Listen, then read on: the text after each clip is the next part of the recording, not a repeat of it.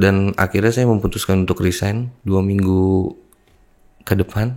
Saya minta surat paklaring saya bawa kain kafan mas. Ke kantor? Ke kantor. Terus diapain itu? Saya titip ke resepsionis. Waktu itu nama resepsionisnya saya masih ingat, Kafania. Saya titip buat ibu kain kafannya. Dan gak usah nyumbang untuk ibu saya, gak usah ngeluarin duit sepeser pun untuk kematian ibu saya. Nanti untuk kematian ibu aja. Kerjaan gak ada masalah? Kerjaan gak ada masalah, penjualan juga baik. Tapi gaji saya di hold. Dan gaji saya itu mas, pas banget tanggal 31 Maret ibu saya meninggal. Saya buat beli peti. Selamat datang di Rukun Podcast. Assalamualaikum Koh Andri. Waalaikumsalam. Masya Allah, ini udah jam 10++. Tadi gak macet berarti ya? Enggak macet mas. Dari mana tinggalnya? Di Cijantung saya. Cijantung. Buat sahabat Rukun nih, Koh Andri ini adalah seorang mu'alaf baru berapa bulan nih? Baru 2 bulan. 2 bulan. Luar biasa Masya Allah. Tapi kokoh-kokoh ya? Iya betul. Ada keturunan ininya? Iya, aku Chinese. Chinese. Masya Allah. Ini nanti kita akan tanya dalam nih. Tapi sebenarnya gue kepo, kenapa lu akhirnya mu'alaf nih 2 bulan yang lalu, yang notabene sekarang usia udah 20 berapa tuh? 27 tahun. 27 tahun. Kenapa baru mu'alaf itu? Iya, pertama itu dari keluarga sih. Keluarga lu bukannya mixing atau gimana? Mixing. Mixing. Ada Islamnya? Kakak Cici itu mualaf. Oh, udah Cici lama. mu'alaf. Alhamdulillah. Sekitar 14 tahun sudah mualaf. Oh, Masya Allah. Jadi kalau ngelihat keluarga di rumah, terutama Cici sama keluarga, sering sholat, wudhu, itu kelihatannya adem aja mas. Oh, Alhamdulillah ya. Jadi mungkin pintu hidayahnya dari situ ya. Iya. Yang adem dilihat itu karena ngerasa gimana? Tenang aja mas. Kalau ngelihat mereka sholat itu kita ngerasa tenang aja. Masya Allah. Terus kenapa lu akhirnya mau masuk Islam? Karena gue percaya mas. Kenapa gue masuk itu, kakak gue ngeyakinin. Dan gue menghidup sama kakak gue dari kecil sampai sebesar ini karena kedua orang tua gue meninggal setelah gue lulus sekolah. Oh, berarti ikut abang nih berarti? Ya, ikut Cici? Ikut Cici. Dari semenjak lulus sekolah sampai lulus kuliah sampai kerja sama Cici. Dan selalu bukan didoktrin sih sebenarnya, lebih tepatnya diarahkan ke arah yang benar. Soalnya kan sebelumnya saya Katolik, saya jarang ke gereja, saya suka yang gak jelas lah begadang. Jadi kakak mungkin ngeliat hidup saya itu agak berantakan, sehingga dia bilang, Ndri, pelan-pelan diajarin, gini loh Ndri, kamu harus lebih baik, jadi orang yang berguna. Akhir-akhir ini makanya saya sering ngeliat kakak saya juga sholat, dia sholat terus sama keluarga bareng jamaah. Habis sholat kayaknya tenang mas, soalnya saya butuh ketenangan. Sehabis ditinggal orang tua itu emang butuh banget ketenangan. Berarti punya background atau cerita yang dulu bahkan bikin tidak tenang? Sangat tidak tenang. Karena keluarga saya meninggal, pertama ayah, kedua ibu, itu jaraknya beda 20 hari. 20 hari. Setelah ayah saya meninggal, 20 hari kemudian ibu saya meninggal. Yang lebih sakit itu ditinggal ibu, karena tanggal 28 Maret 2015 itu saya ulang tahun. Di tanggal itu juga 28 Maret 2015 ibu saya koma jam 7 malam. Itu gak bisa ditenangin mas sampai sekarang. Jadi sekarang saya udah ada pendamping, yang nenangin ya pendamping, kakak, ponakan mungkin. Tapi waktu maksudnya mungkin dan semua orang merasakan namanya kehilangan keluarga, apalagi orang tua ya. Waktu itu sempat maksudnya jatuh ke wilayah yang tidak baik atau gimana gitu? Sangat tidak baik mas. Saya lulus sekolah itu 2014 2014 itu saya lulus sekolah nyari kerja. Pertama saya kerja itu adalah salah satu perusahaan jam tangan. Saya kerja sekitar 4 bulan sambil ngurusin orang tua saya yang sakit dua-duanya. Oh, sudah sakit ya? Ayah saya sakit komplikasi, ibu saya kanker. Stadium 4. Udah berat banget sih itu. Sudah berat. Saya kerja sambil ngurusin orang tua. Yang agak kecewa sih pertama sama perusahaan yang itu, Mas. Karena ada momen dimana ketika saya butuh uang dan saya harusnya nerima gaji saya dipending. Karena kesalahan atau? Saya kurang tahu juga ya kesalahan saya di mana. Absen sudah full saya kasih. Kerjaan gak ada masalah. Penjualan juga baik, tapi gaji saya di hold. Dan gaji saya itu, Mas, pas banget tanggal 31 Maret ibu saya meninggal. Saya buat beli peti. Tapi nggak dikasih haknya. Ya mungkin hidayah lah buat perusahaannya nanti. Tapi seharusnya kan nggak masuk logika ya. Ya. Maksudnya kita aja sama teman atau kenal, kalau misalnya empatinya itu, apalagi perusahaan gitu kan, seharusnya support kepada karyawannya. Seharusnya support. Ini sama sekali enggak. Tidak. Gaji ditahan. Semua orang. Semua. Bukan semua orang, tapi saya yang ditahan. Hanya Kokoh aja. Iya. Karena saya sebelumnya itu izin 3 hari. Ya karena sakit. Karena orang tua saya di rumah sakit, koma. Jadi karena faktor itu akhirnya ditahan. Ya, orang tua saya koma 28, 29, 30, 31 meninggal. Saya izin 3 hari untuk gak masuk kerja. Nah, terus mencoba untuk protes atau apa? Sudah saya lakukan. Tidak berhasil. Dan akhirnya saya memutuskan untuk resign 2 minggu ke depan. Saya minta surat paklaring saya bawa kain kafan, Mas. Ke kantor? Ke kantor. Terus diapain itu? Saya titip ke resepsionis. Waktu itu nama resepsionisnya saya masih ingat, Kavania. Saya titip buat ibu kain kafannya. Dan gak usah nyumbang untuk ibu saya, gak usah ngeluarin duit sepeser pun untuk kematian ibu saya. Nanti untuk kematian ibu aja. Itu momen yang saya balikin ke perusahaan. Karena udah sakit hati banget sih, Mas, sebenarnya. Iyalah. Siapa yang gak sakit hati dengan cara kayak gitu? Dan waktu pemakaman segala macam gak ada yang datang? Gak ada orang kantor yang datang. Innalillahi wa inna ilaihi raji'un. Luar biasa. Saat itu ekonomi atau baik-baik aja atau lagi hancur, Mas. Jadi Kokoh itu yang seharusnya bisa berkontribusi urusan pemakaman gitu ya, ternyata ditahan. Iya. Dan kakak saya juga banyak keperluan karena anaknya sudah berkeluarga lah ya. Sudah berkeluarga. Jahat banget kok. Jahat banget, Mas. Iya. Di Indonesia lo ada ya seperti itu ya. Dulu semenjak saat itu ya, Mas, kejadian itu saya sempat mikir buat balas dendam, Mas. Tapi tidak dilakukan. Seiring berjalan sih enggak, karena saya udah ngerasa tenang. Dan sudah berusaha ikhlas untuk kedua orang tua sih. Dan memang ketika ngeliat Islam itu perubahannya, ketenangan itu dirasakan. Dirasakan, Mas. Termasuk konteks itu. Iya. Untuk mendalami Islam ini saya baru-baru ini sih, Mas. Baru 2 bulan ini. Ya kan baru mualaf. Iya, betul. Jadi mungkin pas bangun pagi sholat, nanti jam 12 siang izin atasan sholat juga. Diizinkan kan tapi kalau perusahaan sekarang? Diizinkan. Asar, maghrib sampai isya baru saya pulang ke rumah. Alasan saya pulang terlalu lama di kantor karena itu saya nunggu isya dulu.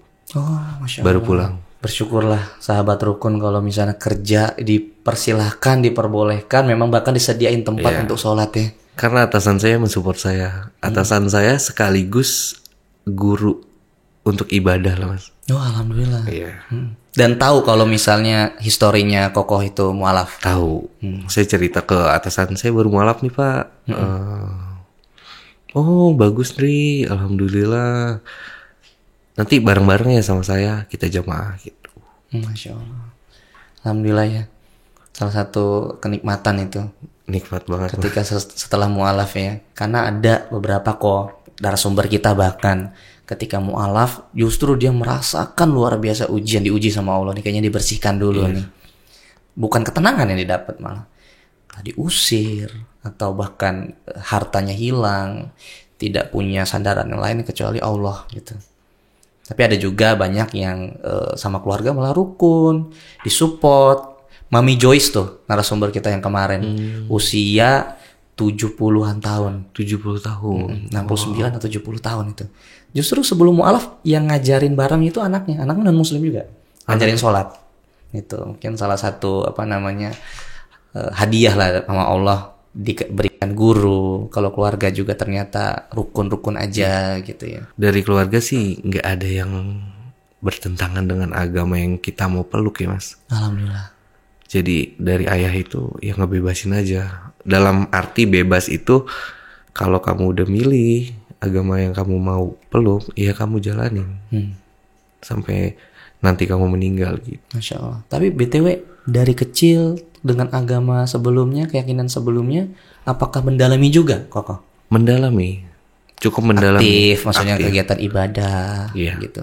Sampai di fase dari SD saya aktif, sampai SMA pun saya aktif ke gereja, ngikut remaja-remaja gereja pun ya aktif. Setelah saya kerja ngurus orang tua, di situ saya agak kurang aktif di cobaan. Semua agama itu ya. Islam juga begitu tuh, ngatur waktu sholatnya gitu ya. Ya semenjak itu sih udah jarang banget Mas ke gereja. Tiba di mana saya ketemu kakak, sering ngobrol sharing sama kakak saya, terus ketemu juga sama pasangan 7 tahun yang lalu. 7 tahun yang lalu? 7 tahun yang lalu. Tapi kan kalau di Islam gak boleh pacaran ya. Belum ya, waktu itu ya belum Islam ya. Belum. Justru menguatkan di Islam. Menguatkan. Kan tadi ibaratnya saya sangat sedih banget sebenarnya ketika dapat cerita perjuangan, apalagi bicara soal ibu ya. Di dunia ini mungkin siapa sih yang tidak sedih namanya ibu dalam keadaan wafat gitu kan, apalagi dengan musibah seperti itu. Waktu Koko masih muda itu apakah gimana kegiatannya? Apakah menjadi orang yang biasa aja? Apakah seperti Koko-Koko pada umumnya gitu? Tidak, Mas. Saya tuh dari kecil itu bukan sekolah di yang orang itu Chinese semua. Enggak. Oh enggak. Justru kebanyakan orang-orang pribumi ya. Orang-orang yang sama lah kayak kita. Biasanya soalnya berkumpul kan. Iya, himpunan lah ya. Kalau Cina aja gitu. Iya. Kalau saya dari kecil itu ya berkumpul aja sama orang-orang yang ya sama lah seperti kita, yang non Chinese atau Chinese itu. Negeri berarti atau swasta? Ya. Swasta. Ya. SD, SMP, SMA ya berkumpul. SMP saya dari SD ke SMP sih saya nggak ada bandel-bandelnya sih Mas. Lurus-lurus aja tuh Mas. Ya bergaul biasa gitu. Ya. Nah pas SMA itu saya lari ke tinggal sama salah satu kakak cowok saya di Bogor, Gunung Sindur. Jauh banget Gunung Sindur. Jauh. Dipisahkan sama orang tua. Jadi yang ngurus sendiri, namanya abang cowok kan ya, cuek gitu. Apa-apa sendiri, pisah sama orang tua ya. Disitulah mulai kenakalan. Oh, Mas. Circle-nya berarti ya, lingkungan. Circle-nya kurang bagus menurut saya. SMA-nya? SMA. Biasanya kalau swasta itu kan random ya. Iya. Maksudnya circle-nya pas kebetulan milih yang dapatnya nggak bagus gitu. Iya betul. Karena gedung SMA gabung sama STM juga. Oke. Kemungkinan ya dari situ ya, anak-anak STM kan laki semua ya, wajar lah kalau masih kenakalan remaja ya. Ya dari situlah saya kenal beberapa teman STM, ngikut-ngikut lah, biasa lah. Apa sebandel apa waktu itu? Ya tawuran sih Mas. Tawuran itu. Ini nggak boleh judge cover nih, benar sih. Kelihatannya koko-kokonya kan kalem gitu kan, santai. Ya biasalah, lebih ke wilayah apa ya, kalau saya memandangkan jualan atau usaha. Ini tawuran. Sampai di fase yang kelas 1, kelas 2, kelas 3 itu 3 tahun tuh tawuran tuh. Surat peringatan terus Mas ke orang tua sih. Orang tua saya tuh berhenti bandel di kelas 3 semester 2. Semester genap lah, semester terakhir. Dari kelas 1 sampai kelas 3 ya yang terjadi ya tawuran terus. Tawuran gimana? Maksudnya berantem, benar-benar berantem sama orang, pukul-pukulan atau bahkan pakai sajam gitu? Oh, pakai sajam Mas di sana. Sajam? Iya. Cukup sindur loh itu ya. Iya. Itu boleh spill nggak itu SMA-nya? Jangan lah ya. Jangan nanti jelekin namanya sekolah itu ya tergantung circle tadi kan. Iya. Dimanapun juga, sekolah manapun juga, kalau ada yang nakal ya nakal. Nakal, betul. Tapi mayoritas nakal nggak di situ? Nakal semua Mas. Mayoritas. Waduh. SMA oke, tawuran nih. Selain tawuran apa lagi nih dulu di SMA? Di SMA ketawuran sih Mas aku. Tawuran ya? Lebih seringnya ke kenal minum? Kenal minum itu pas setelah SMA. Wah, kenal juga tuh berarti minum ya. Saya kenal minum itu semenjak ditinggal orang tua sih Mas sebenarnya. Parah. Ayah dulu. Iya, ayah sudah mulai minum itu. Sudah. Jadi mama sakit saya udah mulai minum tuh. Sambil nemenin ke rumah sakit kan sering check up namanya kanker. Ya, dan terakhir tanggal 2-3 Maret kalau nggak salah. Mama saya check up. Dokter udah bilang kasih makan apa aja Mas yang disuka, yang mama suka, kasih aja semuanya. Udah kasih clue deh ya. Dan di situ saya udah tahu maksud tujuannya dokter itu apa. Umur mama kamu tuh udah nggak panjang lagi, gitu maksudnya. Jadi ya di situ waktu yang saya punya untuk mama semua tuh Mas. Saya nggak pernah tidur Mas sampai dia meninggal. Maksudnya nggak pernah tidur itu ya ada istirahat sejenak sih, kayak sejam, setengah jam. Karena mama itu dari tanggal 23 itu drop makin parah. Udah gak kondusif lah ya. Iya, setiap 1 jam atau 30 menit itu ganti pampers. Jadi gak akan bisa ditinggal. Sempet ini sih, alhamdulillahnya sih gak sakit Mas. Mamanya gak sakit? Sayahnya. Oh, ngurus mama, makan gak teratur, tidur gak teratur, hidup ugal-ugalan, sayanya nggak sakit. Masya Allah jaga itu. Maksudnya ada yang sakit, ada yang sembuh, ada yang kuat. Kalau saya sakit, gimana ibu saya? Semenjak orang tua saya meninggal lah, lalu meninggal lah orang tua saya yang perempuan. Disitulah titik mula hancurnya hidup saya tuh Mas. Masuk kuliah, kenal teman-teman yang rusak, maksudnya ya kenal minuman. Jadi berawal dari tawuran kena minum juga nih. Iya, kena minum juga. Sering banget setiap hari Mas. Wah, itu setiap hari selama 3 tahun saya. Minum parah berarti setiap hari. Setiap hari. Tawuran juga masih? Udah enggak. Oh, udah enggak. Tawuran hanya dicukup di zaman SMA ya aja sih. Iya, biasanya nggak kondusif ya, namanya mabok itu kan nggak sadar ya. Iya. Mukul, berantem tuh terjadi juga itu. Terjadi. Ada salah satu kejadian yang nggak ngenakin lah Mas di salah satu tempat ya. Dan keadaannya di situ saya ngekos sama teman-teman kampus saya. Sekitar jam 11 tuh saya minum sampai jam 3 malam lah. Jam 3 pagi. Lagi kita ngobrol-ngobrol, memang agak berisik. Tiba-tiba adalah salah satu orang nyamperin bawa pisau. Waduh. Gak tiba-tiba itu maksudnya kenapa? Tahu alasannya nggak? Iya, karena berisik. Oh, karena berisiknya.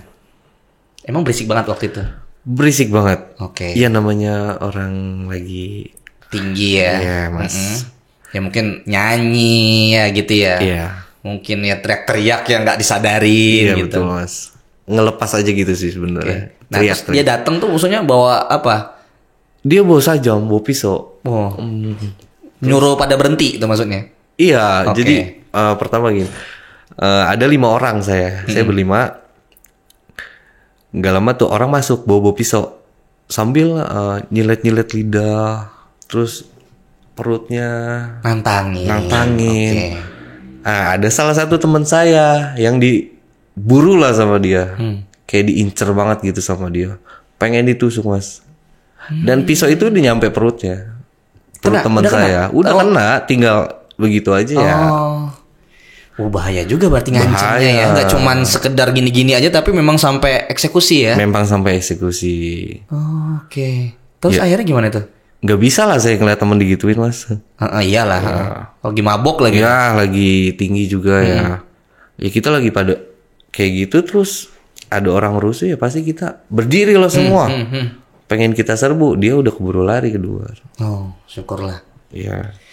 Ini tadi gue kira Koko ini jadi salah satu orang yang melakukan kejahatan juga gara-gara itu kan. Masya Allah. Banyak lah mas di situ, kayak sehabis dia lari keluar, dia tuh nantang-nantang, masih teriak-teriak mas. Sampai manggil-manggil Pak RT. Pak RT saya mau bunuh orang satu di sini. Ya namanya saya juga lagi nggak jelas ya mas ya. Ya saya sautin aja. Ya udah bunuh aja. Gitu. Saya tusuk nih satu nih Pak RT, ngomong kayak gitu. Ya tusuk aja. Koko gelap ini sebenarnya. Pribumi sekali. Tapi nggak ada action. Jadi menurut saya hanya gertakan aja sih orang kayak gitu. Untungnya juga gertakan sih, itu hikmah loh, positif loh. Betul. Kalau misalnya tuh dia juga nekat, ya kokohnya juga lagi mabok, nekat juga, kita nggak tahu itu gimana. Mungkin kita nggak podcast. Gelap banget ya kok ya? Gelap banget sih mas sisinya. Ya semenjak orang ditinggal orang tua aja sih saya gelap. Ya, banyak kasus seperti itu. Iya karena stres mas. Tapi gini kok, biasanya ya ini sebenarnya pengen detail sih, pengen tahu yang sudah sampai fase ke situ gitu kan. Nggak mungkin tiba-tiba ngelihat udu langsung adem kan? Nggak mungkin. Nah, fasenya apa? Bisa transisi yang memahami sesuatu yang, ini kebaikan bisa dilihat. Beramal. Kakak saya itu orangnya gemar beramal sama siapapun. Bahkan sama orang yang jahatin dia pun kakak saya beramal. Dan saya tanya, Cici ngapain sih ngasih-ngasih itu orang? Itu kan nggak, udah jahat sama keluarga kita. Tapi jawaban dia, biarin. Namanya bantu orang. Nggak peduli siapa. Nggak peduli siapapun. Walaupun dia udah jahat sama kita. Gitu sih. Akhlak berarti ya. Dari Cici ya. Iya. Apakah ngelihat dulu perubahan yang signifikan si Cici ketika bertahap. Kakak saya juga awal-awal mualaf nggak mungkin langsung yang syar'i gitu kan. Bertahap. Alhamdulillah sekarang sudah berkerudung kakak saya. Sudah bisa memberi wejangan ke adiknya. Gini Laundry, kamu berbuat baik sama orang kayak gini, nanti ada aja jalannya. Ya mungkin karena cara bertahap itu hikmahnya Koko juga bisa memahami ya. Biasanya kan kalau langsung diceramahin, pinginnya berubah cepet, ya kayaknya susah sih. Apalagi sudah sampai ranahnya gelap juga sih ya. Betul. Tapi bisa ya lepas dari itu ya? Bisa. Waktu sebelum mu'alaf sempat lepas atau pas ketika mu'alaf lepas itu semua? Sebelum mu'alaf saya udah melepaskan mabok, kegiatan-kegiatan yang negatif itu. Iya. Karena mungkin ketemu sama pasangan juga yang vibes-nya positif ya mas. Berapa lama sih transisi untuk melepas itu? Biasanya kalau orang ngerokok aja, ini saya nggak ngerokok ya. Iya. Orang ngerokok aja katanya susah banget untuk kebiasaan itu untuk lepas gitu kan. Sulit untuk. Sekitar dari ibu meninggal itu 7 tahun lah. 7 tahun jangkanya. Iya transisinya ya. Transisinya ya step by step mas. Karena saya mudah jenuh, jadi udah deh kayaknya gini-gini aja nih hidup. Kalau saya begitu terus nggak ada kemajuan nih buat hidup saya nih, gitu sih mas. Akhirnya mentok juga ya. Mentok. Akhirnya sibuk ke kerja. Sekarang 2 tahun lalu sih sibuk ke kerja aja sih. Jadi kayak ya udah kerja aja, pulang kerja, istirahat, besok kerja lagi, gitu-gitu aja sih mas. Iya. Dan jenuh juga mas. Pasti manusiawi lagi-lagi. Kita ini aja dakwah tuh kadang jenuh loh. Betul. Padahal kita udah tahu ada manfaatnya, ya kita berharap ada ridhonya dari Allah. Jenuh pasti ada. Manusiawi justru itu kan. Betul. Kalau kita tiba-tiba bagus 100% seumur hidup, kayaknya itu malaikat sih ya. Ujian kita juga kan pasti ya ada gelapnya sebagainya. Berarti salah satunya pasangan juga bawa positif ya? Iya, betul. Ngajarin. Kenal Islam juga nggak di pasangan? Dia nggak pernah Nggak pernah ngajarin. tiba-tiba Nah, ini non Muslim, Nggak. tak ajarin lah biar Islam, nggak juga ya? Enggak. Jadi memang Islam itu lihat dari orang-orang aja ya, Iya. bukan doktrin dari pasangan atau cici. Bukan. Karena memang udah niat juga, Mas. Oh, diniatin dari kapan? Tahun lalu sebenarnya. Oh, Harusnya itu tahun lalu saya udah mualaf. kenapa kena ditunda waktu itu? Saya matengin dulu hati saya. Bener nggak nih gitu ya? Betul. Iya. Bener nggak nih? Dalam hati kan ya namanya keraguan tuh pasti ada aja, Mas. Saya mantepin dari tahun lalu. Akhirnya pas setelah sudah mantep nih saya ngelihatnya Islam itu memberi saya ketenangan gitu. Alhamdulillah. Di habis Lebaran kemarin, akhirnya saya memutuskan untuk sunat, Mas. Sebelum mualaf? Iya. Masya Allah. Saya memutuskan untuk sunat. Terus saya belajar dulu sama adalah salah satu guru saya, Ustadz Yadi. Diajarin gini Ndri, ya pokoknya seputaran Islam lah. Untuk mematapkan Hati. sih, Mas. Ketika memantapkan hati nih dan mau mengenal Islam, mungkin secara kegiatan-kegiatan Islam itu kan lebih banyak kegiatannya. Sholat 5 waktu, puasa Ramadan 30 hari, belum banyak doa-doanya, sunnah-sunnah nabinya yang dijalankan. Mungkin ya familiar lah ya, karena kan sekolah juga umum kan. Itu gimana? Enggak sih, Mas, enggak ribet sih menurut Nggak ngerasa ribet ya? Enggak. Dan enggak merasa dibebankan juga sih. Emang kan itu udah kewajibannya. Alhamdulillah. Gitu sih. Saya berpikir seperti itu sih. Kemarin berarti sempat belajar puasa nggak itu? Sempat diajarin sama pasangan. Bukan nggak itu. Berarti ini akan puasa pertama ya ini ya, Iya. waktu menjadi seorang muslim ya. Betul. Wah, siap-siap ya, alhamdulillah. Insya Allah lah ya, kuat lah ya. Insya Allah kuat, Mas. Iya. Kalau puasa Ramadan nih, tak kasih clue ya. Iya. Saya sendiri merasakan kalau puasa Ramadan tuh biasanya kuat, karena mayoritas puasa semua. Iya. Jadi circle-nya itu ya nggak ada yang makan, kemudian ya mungkin di 3 hari 1 minggu pertama lah. Tapi puasa sunnah Senin Kamis tuh kamu harus coba. Waduh. Berat banget sih, Mas. Di saat yang lain di siang makan, nggak ada ya, kiri kanan pada makan semua. Nah itu mungkin stepnya lagi ya. Berarti Itu udah belajar kelas beratnya puasa. lah ya, Mas. Berat ya. Nah waktu belajar Islam apa yang paling berat? Yang paling berat Sholat? itu Belajar sholat, belajar puasa. belajar sholat, bacaan-bacaannya. iya, Masih sampai iya, sekarang iya. sih saya masih Masih belajar belajar, ya iya. soal itu. Masih butuh pendamping. Bacaan apa yang berat di ketika sholat? Untuk bacaannya sih yang saya kurang tahu suratnya sih, Mas. Surat pendeknya Iya. atau bacaan ketika ruku, sujud. Ketika ruku. Oh, ketika ruku. Itu saya masih belajar, Mas. Sama surat-surat pendek juga saya masih Iya. Bertahap kok. Benar-benar. bertahap karena baru 2 bulan ini saya rajin ya, Mas. Ikut orang jamaah. Masih baca-baca juga saya di Google atau di buku panduan. Salat subuh berapa rakaat? Salat nanti jam 12 tuh berapa rakaat? Masya Allah. Nah ini kok, kalau Kokoh butuh tempat belajar, ini kita dari Rukun memang sebagai media, kita ada nih rekomendasi-rekomendasi. Biasanya kalau mu'alaf, di Masjid Sunda Kelapa tuh, biasanya dia ada pembekalan untuk para mu'alaf selama 1 bulan. Jadi ketemunya paling seminggu sekali pas lagi libur dan sebagainya. Nanti dibekalin tentang belajar sholat, belajar puasa, dan lain sebagainya tentang dasar-dasar Islam lah. Mungkin bisa ke sana. Atau ada yayasan-yayasan atau misal lembaga-lembaga yang juga ngajarin atau ustadz. Boleh dari sahabat Rukun nanti mungkin di komentar gitu kan, ngelihat ini nih rekomendasi untuk belajar ini.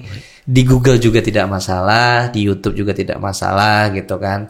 Monggo aja untuk belajar ya. Baik. Karena ini jadi salah satu kewajiban kita nih. Saya, sahabat Rukun, tim Rukun dan semua buat teman-teman mu'alaf untuk membimbing. Kan kalau misal belajar sholat, kita bisa kasih wadahnya buat belajar tentang yang lebih dalam lagi, mungkin sama Ustadz juga bisa. Atau tentang kristologi atau tentang ketuhanan ada juga kita yang sangat pakar di situ lah.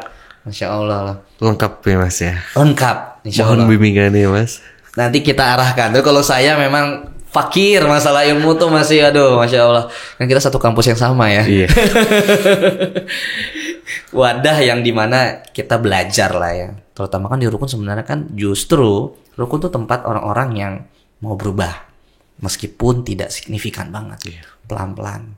Jadi bukan kumpulan channel yang orang-orang dari lulusan Al-Azhar, Madinah, terus dari Yaman, tidak. Justru kita orang-orang yang biasa, latar belakang minim agama, pembelajaran tentang ilmu agama, tapi kita pingin bermanfaat bagi orang banyak, tenang aja sih.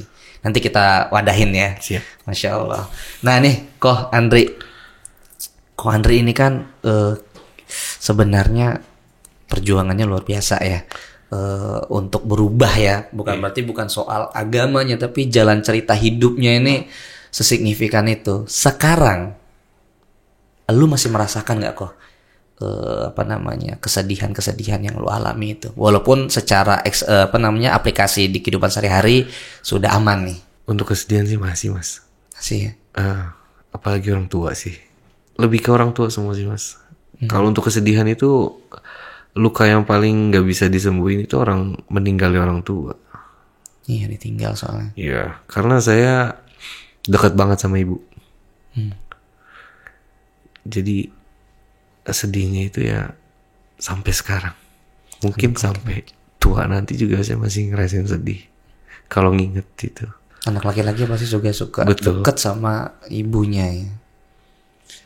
Saya juga gak kebayang sih kalau bisa. Tapi semua orang kan punya fase itu kok. Pasti. Kita juga gak tahu, bahkan saya duluan atau orang tua saya duluan, kita gak pernah tahu. Tapi kematian itu kan pasti itu. Pasti. Ya mungkin saya mendoakanlah kok ya, semoga bisa recovery, walaupun itu tidak akan bisa hilang ya. Betul. Di sekarang dengan keadaan seperti itu, masih nggak membuat akhirnya pikiran-pikiran terus yang ke arah negatif? Enggak sih Mas. Enggak ya? Untuk sekarang lebih tenang sih Mas. Karena saya baru-baru sholat juga 2 bulan ini kan, saya baru rajin sholat. Memberikan saya ketenangan sih Mas. Jadi saya nggak pernah berbuat hal-hal yang macam-macam, apalagi kembali ke sisi yang dahulu. Enggak. Saya emang kalau udah stop ya sudahlah stop. Alhamdulillah. Hikmah Allah luar biasa. Masya Allah. Boleh Mas Andri kasih mungkin saran ataupun sharing buat sahabat rukun, gimana cara agar sahabat rukun yang memang mungkin punya masalah yang sama, similiar lah, mirip seperti Koko, atau justru kepikiran juga untuk mu'alaf tapi masih ragu, kan akhirnya 1 tahun tuh untuk merenung. Boleh dikasih saran buat sahabat rukun? Ya, saran saya buat sahabat-sahabat rukun, untuk agama sih, jika kamu ingin memilih satu agama yang mau kamu peluk, jangan ragu-ragu, ikutin kata hati, niatnya dibesarkan dulu. Jangan main masuk aja. Iya, karena harus tahu keyakinan gitu ya. Keyakinan itu jika kamu sudah pilih satu ya, itu yang kamu bawa sampai meninggal nanti. Bekal kamu ya di situ. Itu aja sih Mas. Betul. Karena keyakinan apapun sebenarnya kalau kita maksimalkan ya tentunya akan membawa kebaikan ya. Betul. Walaupun secara kebenaran ya, kalau Islam merasa dan kita yakin, aku yakin ya, Islam itu agama yang benar. Ya mungkin dari keyakinan yang lain punya hal yang sama. Tapi soal kebaikan dan sosial, semua agama punya itu Mas. Soal kebaikan, semua agama punya soal kebaikan itu. Tapi kalau soal keyakinan, itu milik pribadi masing-masing. Iya, setuju. Ko Andri, thank you nih, terima kasih banyak, syukron kasiron karena berkenan tengah malam kita podcast ini. Karena ya tadi ya harus pulang kerja dulu, harus kesini lagi ya. Walaupun jarak kita nggak terlalu jauh ya dari kantor ya. Insya Allah terima kasih banyak atas berkenan sharing bersama sahabat Rukun. Semoga apa yang kita sampaikan ini bisa bermanfaat tentunya. Buat sahabat Rukun jangan lupa untuk di subscribe, like, komen, dan di-share agar kita semangat untuk menebar kebaikan, memberikan sharing bersama narasumber-narasumber pilihan kita, dan tentunya yang mau berpikir dan ya bisa bermanfaat bagi orang banyak. Syukran buat Ko Andri. Assalamualaikum warahmatullahi wabarakatuh. Waalaikumsalam. Selamat datang di Rukun Podcast.